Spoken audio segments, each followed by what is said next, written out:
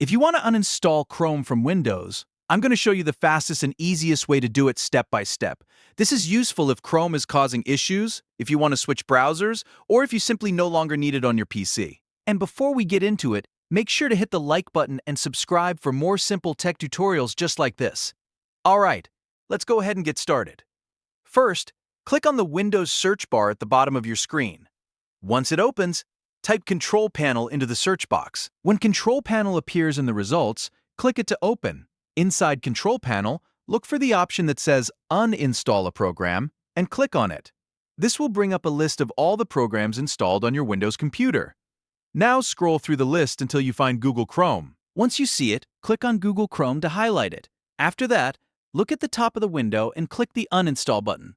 Windows will then begin removing Chrome from your computer.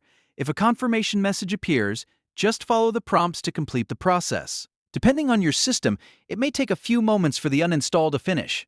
Once it's done, Chrome will be removed from your Windows device. And that's all there is to it. You've now successfully uninstalled Google Chrome from Windows. If this video helped, don't forget to like, subscribe, and turn on notifications for more quick and easy tutorials. Thanks for watching, and I'll see you in the next one.